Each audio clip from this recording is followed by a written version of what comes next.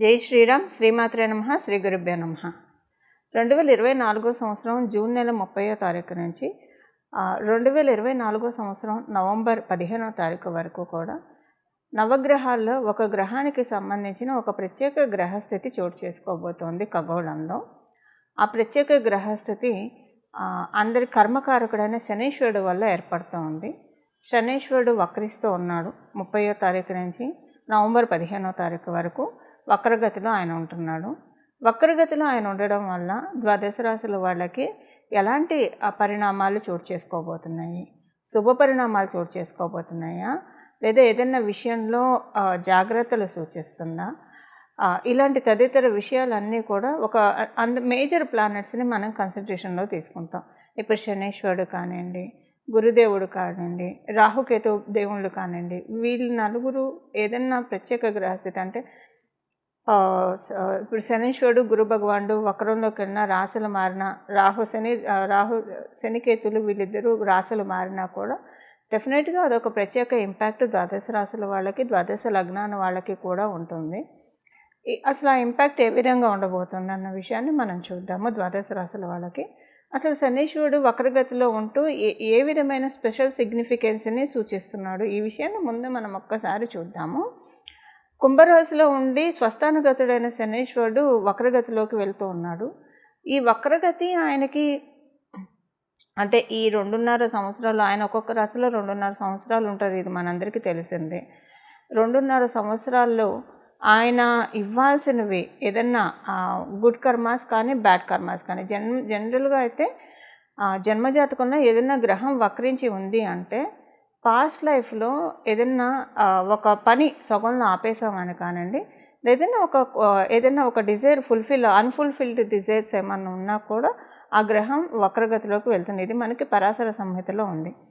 అయితే గోచారంలో మరి వక్రగతిలోకి వెళ్తున్నప్పుడు ఇది వర్తమానం కదా, మరి అంటే భవిష్యత్తు కాలం కదా, వర్తమానం మనకి జరగబోయేది కదా. సో ఇందులో శనీశ్వరుడు వక్రగతిలోకి వెళ్తూ ఏ రకమైన ఇండికేషన్స్ని ద్వాదశ రాశుల వాళ్ళకి ఇస్తున్నారు? ఆయన ఎవరికైనా ఇప్పుడు కొన్ని రాశుల వాళ్ళకి ఆయన ప్రతికూలంగా ఉంటాడు, కొన్ని లగ్నాల వాళ్ళకి ఆయన ప్రతికూలంగా ఉంటాడు. ఆయన సవ్యగతిలో ఉన్నప్పుడు ఆ రాశులు ఆ లగ్నాల వాళ్ళకి ఆయన కొన్ని మహాదశలు జరుగుతున్న వాళ్ళకి కూడా ఆయన కొన్ని ప్రతికూల పరిస్థితులను ఇస్తూ ఉంటాడు. అలా ఇచ్చే పరిస్థితుల్లో ఆయన కొన్ని మంచి చేయడానికి ఆయన వెనక్కి రావడం జరుగుతుంది. ఎవరు ఆ రాశుల వాళ్ళు, ఆ లగ్నాల వాళ్ళు అంటే మేషరాశి వాళ్ళకి, అలాగే వృశ్చిక రాశి వాళ్ళకి. వృశ్చిక రాశుల్లో పుట్టిన, వృశ్చిక లగ్నాల్లో పుట్టిన, ప్రత్యేకించి శనీశ్వరుడు గోచారంలో కొన్నిసార్లు సవ్యగతిలో ఉంటే వాళ్ళకి ఎప్పుడైనా విపరీతమైన ఫలితాలు వస్తాయి. అంటే మళ్ళీ దేన్ని కూడా జడ్జిమెంటల్గా చెప్పకూడదు. మీ జన్మజాతకంలో శనీశ్వరుడు బలం బాగా ఉంటే ఈ పాయింట్ చాలా వరకు నెగేట్ అయిపోతుంది. శనీశ్వరుడు బలం అంటే వృశ్చిక రాశుల్లో వృశ్చిక లగ్నాల్లో పుట్టిన వాళ్ళకి శనీశ్వరుడు బలం ఉంటే పర్వాలేదు, ఆయన సవ్యగతిలో ఉన్న ఇబ్బంది పెట్టడు. ఆయన అపసవ్య మార్గంలో వెళ్తున్నప్పుడు, రెట్రోగ్రేడ్లో ఉన్నప్పుడు ఇంకా మంచి ఫలితాన్ని ఇస్తారు. కుజమహాదశ ఎవరికైనా, ఇప్పుడు మంగళ దశ ఎవరికైనా జరుగుతూ ఉందనుకోండి, వాళ్ళకి కూడా సవ్యదశలో ఉన్నప్పుడు ఆయన సవ్యంగా సంచారం చేస్తున్నప్పుడు ఓకే, ఆయన మీ జన్మజాతకంలో శనీశ్వరుడు బలం ఉంటే ఇబ్బంది పెట్టడు, అలాగని పూర్తిగా మంచి కూడా చేయడు. కానీ వక్రగతిలో వెళ్ళేప్పుడు మీకు ఒకవేళ మంగళ దశ జరుగుతూ ఉందనుకోండి, చాలా మంచి ఫలితాన్ని, శుభ ఫలితాన్ని ఇస్తాడు ఆయన. సో ఇప్పుడు ఇంకొక చిన్న క్యాలిక్యులేషన్ చెప్పాలి ఇక్కడ మీకు. మీరు పుట్టినప్పుడు కనుక మీకు జన్మ శనిలో పుట్టిన, లేదా ఏలినాటి శనిలో పుట్టిన, అష్టమ శనిలో పుట్టిన, అర్ధాష్టమ శనిలో పుట్టినా కూడా ఈ ట్రాన్సిట్ మంచిగా చేస్తున్నాం. అంటే ఆయన ఇప్పుడు అష్టమ శని, అర్ధాష్టమ శని, ఏలినాటి శని మంచి రిజల్ట్స్ ఇస్తుంది. ఆయన వక్రగతిలోకి వెళ్ళినప్పుడు ఇంకా మంచి రిజల్ట్స్ ఇస్తుంది. అదే మీరు వృశ్చిక రాశి లగ్నాల్లో పుట్టి ప్రత్యేకించి వృశ్చిక రాశి వాళ్ళకి ఇప్పుడు అర్ధాష్టమ శని జరుగుతూ ఉంది. ఈ వక్రంలో వెళ్ళండి, ఈ పర్టికులర్ పీరియడ్ మీకు చాలా మంచి జరుగుతుంది. ఏదైనా పనులు పెండింగ్ ఉండి అవ్వకపోతే అవన్నీ జరుగుతాయి. అవన్నీ నేను రాశుల వారీగా చెప్తాను, బట్ జనరల్గా అవుట్లుక్ ఇస్తున్నాను. ఇదొకటి ఉంటుంది. సెకండ్, మీరు అసలు ఎలా తెలుసుకోవాలి మీరు పుట్టింది గోచారం, మీరు పుట్టినప్పుడు అష్టమ శనిలో పుట్టారా, అర్ధాష్టమ శనిలో పుట్టారా, ఏలినాటి శనిలో పుట్టారా? సహజంగా ఒక రఫ్ ఐడియా, ఎంత జన్మజాతకం తెలిసినా తెలియకపోయినా ఒక రఫ్ ఐడియా అయితే మీకు ఉంటుంది కదా. మీరు ఏ టైంలో ఏ ఇయర్లో పుట్టారన్న రఫ్ ఐడియా ఉంటుంది కదా. ఒకసారి గూగుల్ చేయండి. మీరు పుట్టినప్పుడు మీ రాశి వాళ్ళకి ఏలినాటి శని జరుగుతున్నా, అష్టమ శని జరుగుతున్నా, అర్ధాష్టమ శని జరుగుతుందా, అది ఒకసారి చూస్తే మీకు అసలు గోచారంలో శనైశ్వరుడు మీకు అష్టమ శని, అర్ధాష్టమ శని, ఏలినాటి శనిలో ఉంటే మీరు పుట్టడం కూడా అలా పుట్టితే కనుక చాలా మంచి ఫలితాలను ఇస్తాడు. సో కర్మకారకుడైన శనైశ్వరుడు వక్రగతిలోకి వెళ్తూ అందులో లాభస్థానంలో ఉంటూ ఆయన వక్రగతిలోకి వెళ్తున్నాడు. అంటే దశమ స్థానం మకర రాశి వైపు వెళ్తూ ఉన్నాడు. లాభస్థానంలో ఉంటూ కర్మస్థానం వైపు, దశమ స్థానం అంటే కర్మస్థానం వైపు ఆయన వక్రగతిలోకి వెళ్ళడం ఇప్పుడు ఒక్కొక్కళ్ళకి విడివిడిగా మీ రాశి వాళ్ళకి ఎలాంటి ఇంపాక్ట్ చూపించబోతుంది అన్న విషయాన్ని మనం ఒక్కసారి తెలుసుకుందాం. లాభస్థానంలో ఉంటూ వక్రం అంటే ఆయన 10వ స్థానంలోకి వెళ్తున్నారు. అంటే ద్వాదశ రాశుల వాళ్ళకి మీరు చేసే వృత్తి వ్యాపారాల్లో ఏదో ఒక యోగ్యతను, అంటే మీ యోగ్యతను అనుసరించి ఏదో ఒక మంచి మార్పు ఆయన తెచ్చిపెడతారు.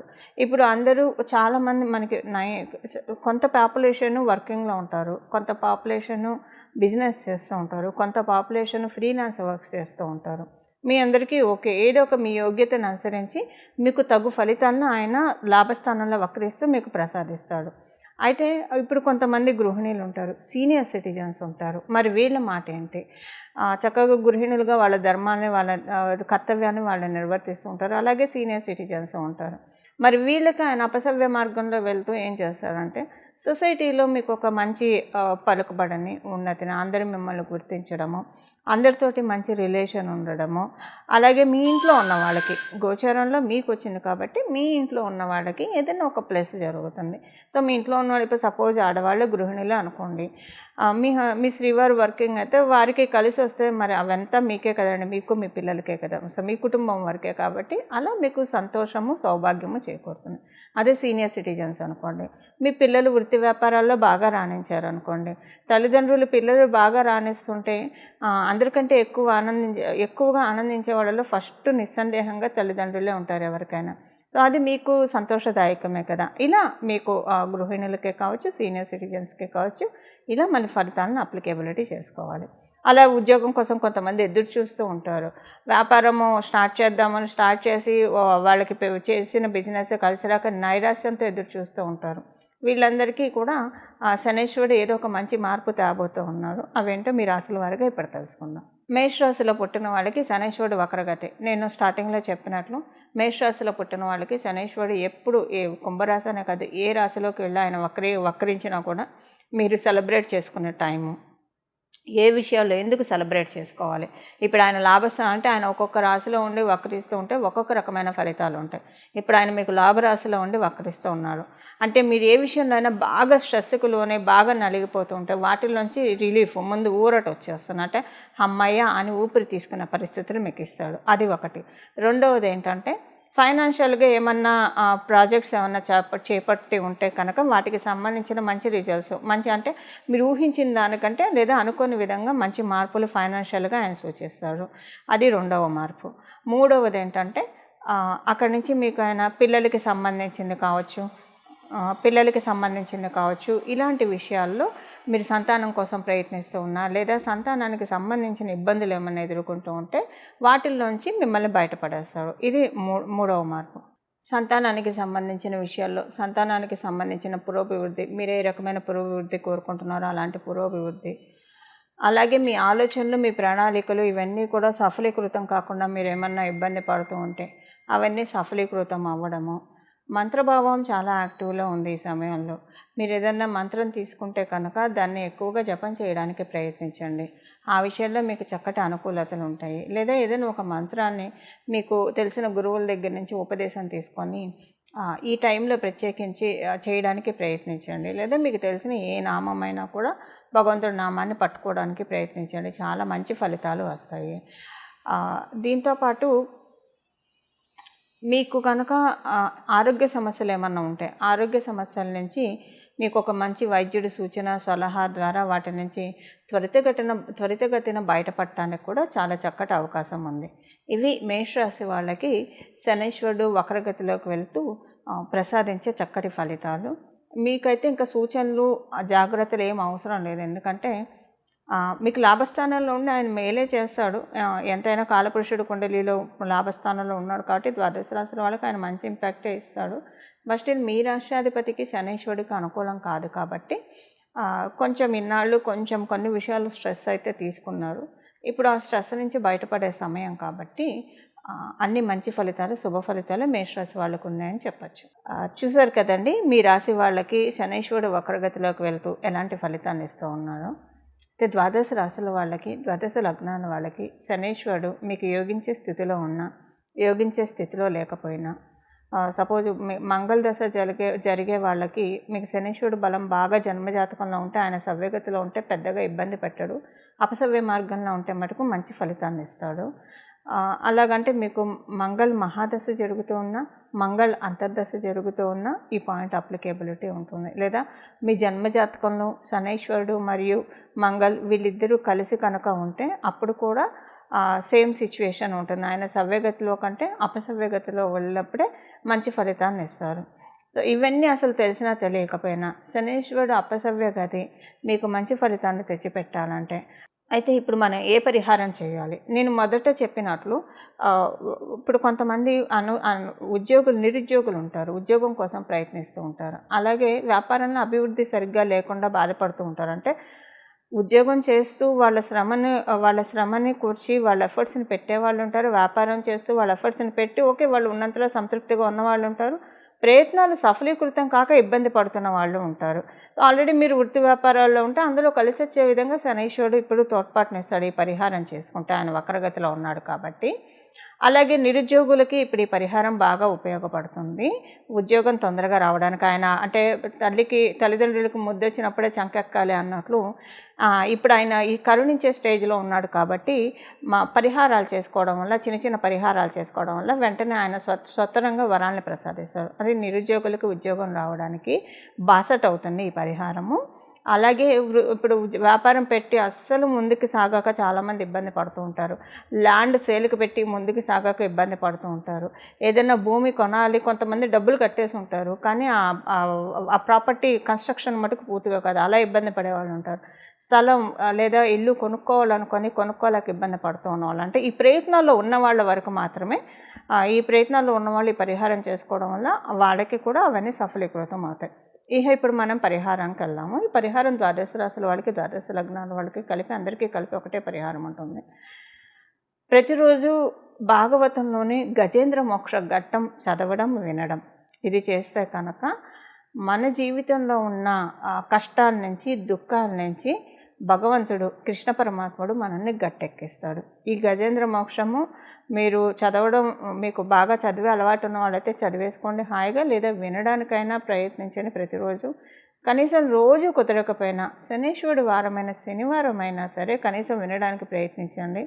ఈ ఆపర్చునిటీ అస్సలు ఎవ్వరూ మిస్ కాకండి. ఇది చాలా స్వల్పమైన రెమెడీ.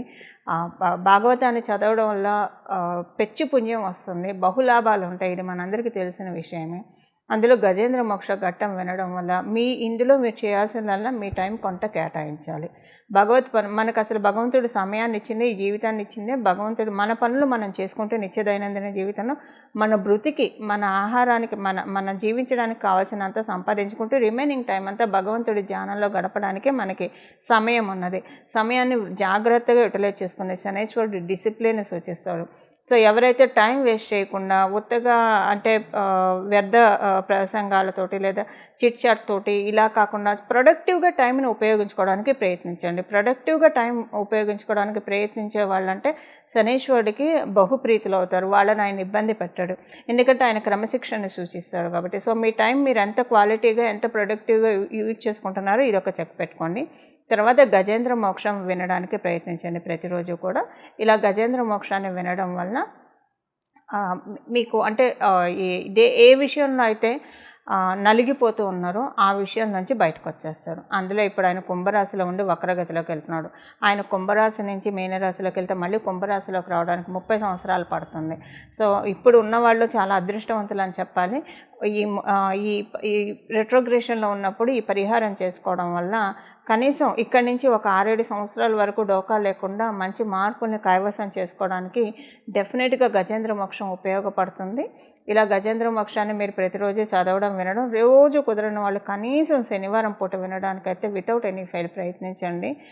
ఆ పెరుమాళ్ళ ఆశీస్సులు మీరు అందరూ అందుకుంటారని చెప్పి తద్వారా అందుకుంటారని చెప్పి అందుకోవాలని చెప్పి నేను కూడా ప్రార్థిస్తూ మీ అందరి తరఫున వాసుదేవుని ప్రార్థిస్తూ మంగళం. నమో భగవతే వాసుదేవాయ.